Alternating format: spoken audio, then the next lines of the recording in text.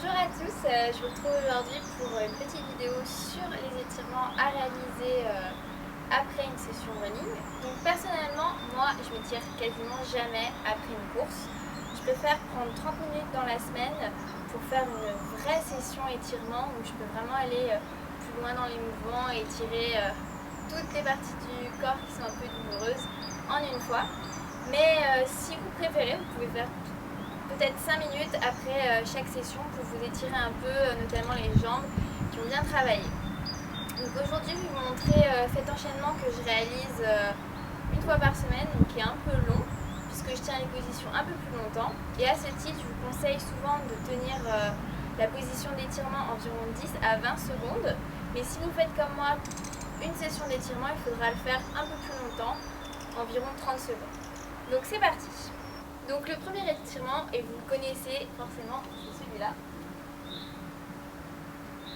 Donc essayez toujours d'avoir les genoux bien alignés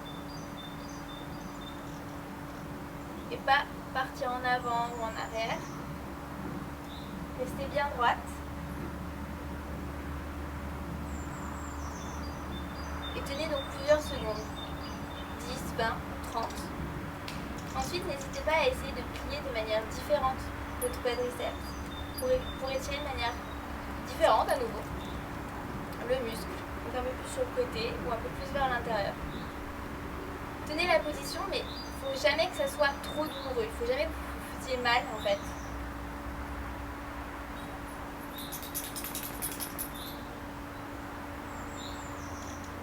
Et on n'oublie pas de faire l'autre côté.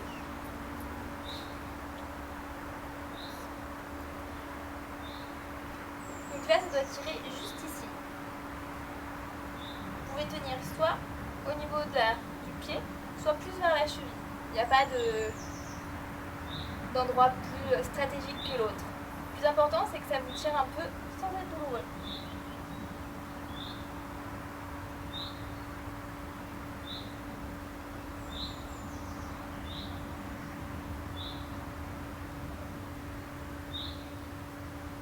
N'hésitez pas aussi à prendre un tapis et surtout à le faire pieds nus.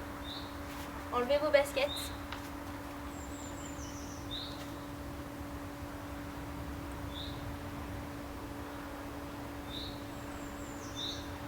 Donc là, bien sûr, on étire tous les muscles de l'arrière. Mettez bien vos fesses en arrière pour bien que ça tire.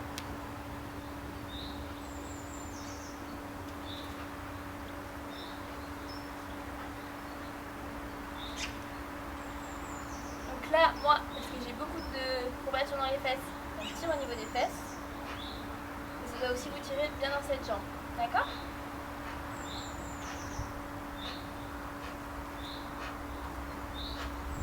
Pas oublier aussi le dos avant qu'on descende sur le tapis. Hop.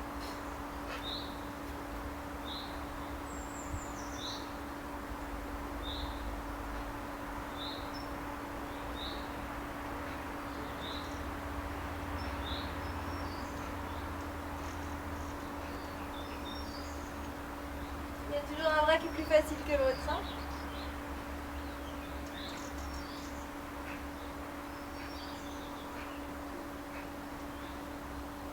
On s'étire bien. N'hésite pas à monter, à tirer un peu. Hein. Ça tire et pas que ça fasse mal. Hein. N'hésite pas à descendre.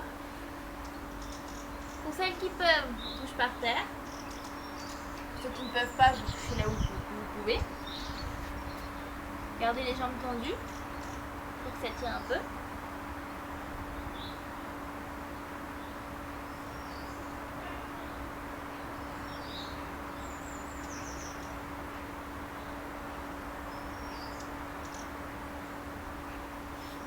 Et maintenant, on va passer au sol. Donc là, il faut vraiment se munir d'un tapis.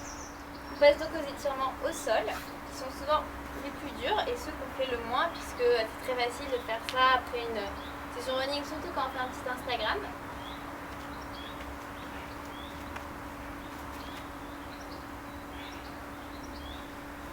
Donc ça, c'est la posture du chevalier, que j'aime bien. Donc en fait, ça ressemble un peu à une fente, mais c'est beaucoup plus bas.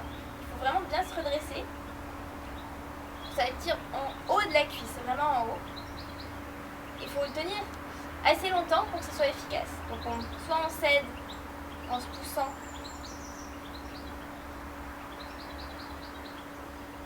soit on est fort et on peut tenir comme ça.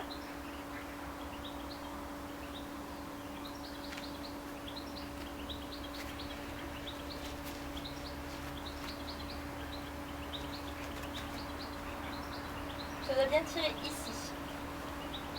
C'est très important de réaliser cet étirement, surtout si vous avez des problèmes au niveau du genou, de la rotule et que vous êtes vraiment sujet à des tendinites. Ça tire bien. Hein.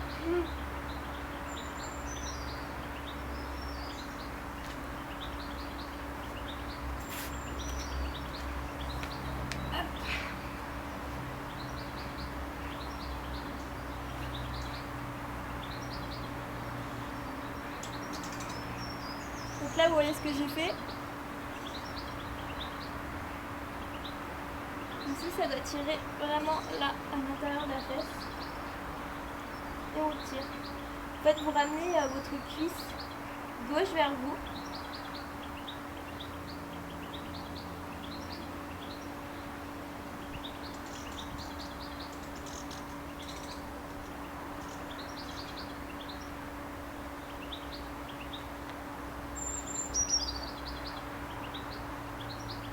Hop. Et on fait la même chose de l'autre côté.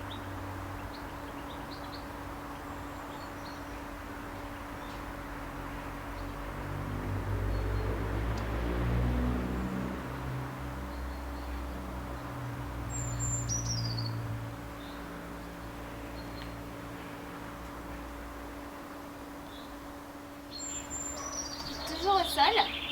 Hop. Donnez votre jambe là. Vous posez contre la cuisse. Celle-ci est tendue. Et si elle est bien souple, vous essayez de faire toucher le sol à celle-ci. Sinon, c'est pas grave si elle remonte un peu. Mais ce qui est important, c'est vraiment que vos fesses soient bien ancrées dans le sol. Vous grandissez bien et vous descendez.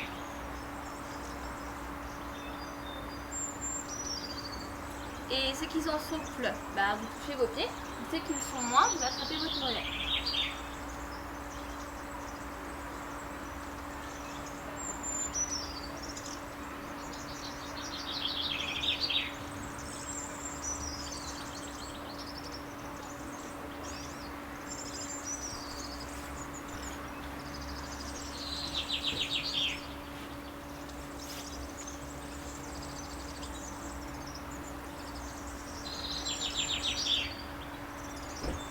Donc là, ça doit tirer dans votre mollet.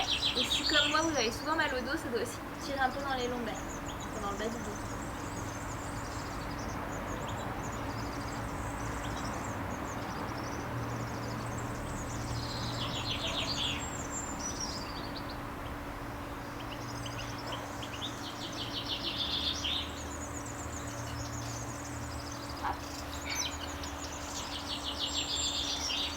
Prenez votre jambe gauche, vous venez l'amener là. Ensuite avec votre bras droit, hop, tournez au maximum. Ça doit être bien loin derrière. Hop, et vous tournez pour bien étirer la fesse.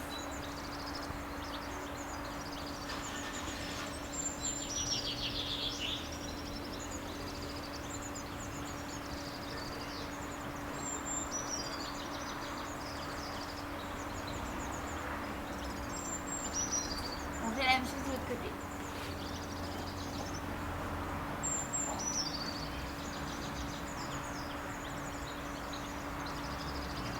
Et essayez toujours d'être bien droit.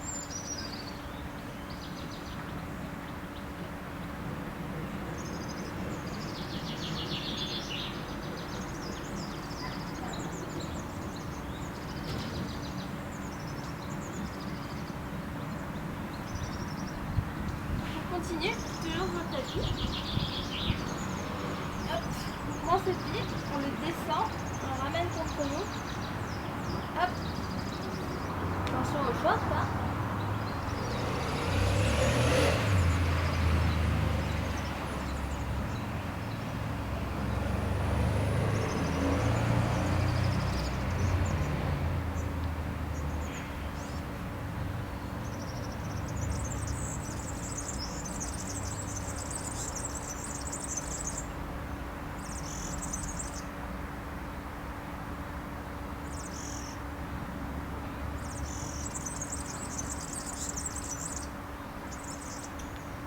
bouge un peu ses hanches.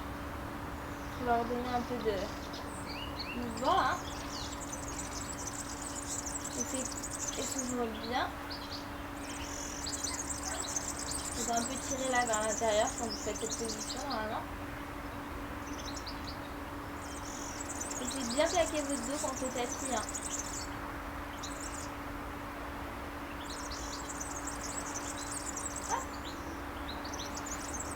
Maintenant on fait une position que je déteste.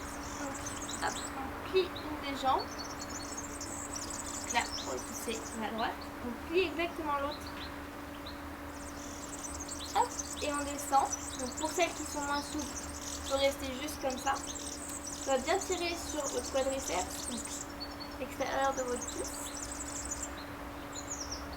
Pour celles qui sont plus souples et qui sont peut-être moins étirements, vous pouvez descendre petit à petit sur vos coudes. Et pour ceux qui sont super souples et qui ne sentent vraiment pas l'étirement, vous pouvez être carrément allongé. Voilà, donc chez moi là ça tire bien. Attention vraiment à ne pas vous faire mal hein, avec cet exercice.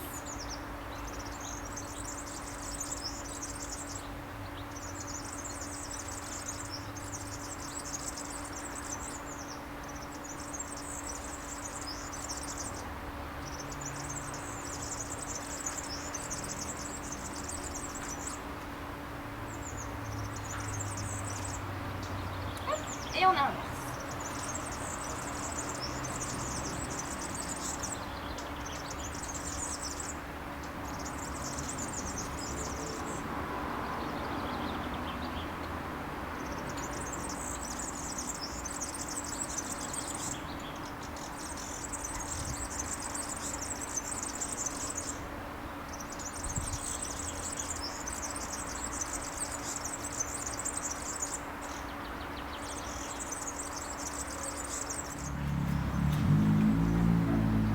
Là, je vous conseille vraiment d'être sur un tapis pour faire celui-là, qui étire toujours le quadriceps. La plupart de ces exercices, ça vise vraiment d'étirer les jambes, les fesses et beaucoup les cuisses, puisque forcément c'est ce qu'on travaille le plus quand on court.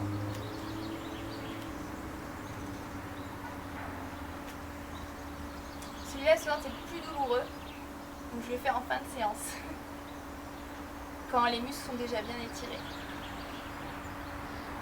Ça sert à rien de forcer et d'essayer de poser votre pied sur votre fesse. Le plus important, c'est juste que ça étire. On n'est pas là pour s'assouplir, on est là surtout pour étirer. Forcément, c'est bien d'être plus souple, mais c'est pas l'objectif principal des étirements.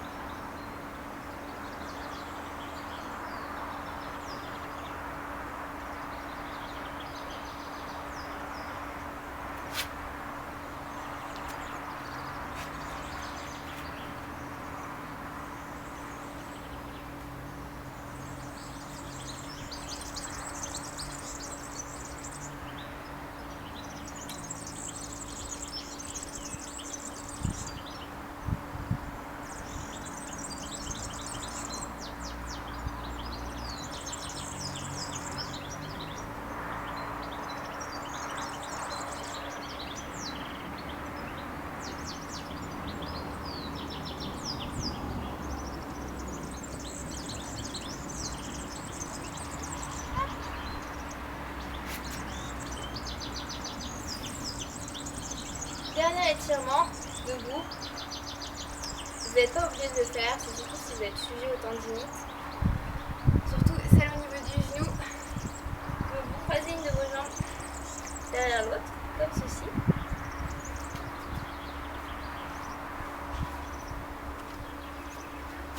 Grandissez bien et vous descendez le plus bas possible.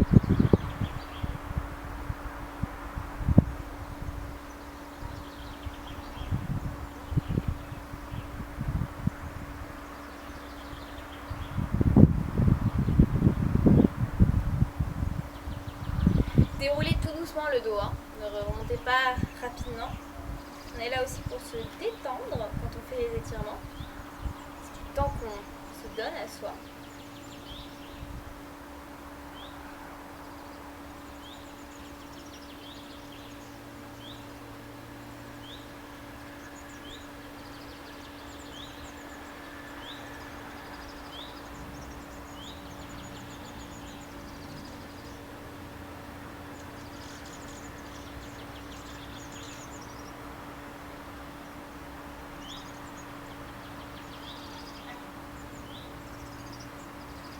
Et voilà.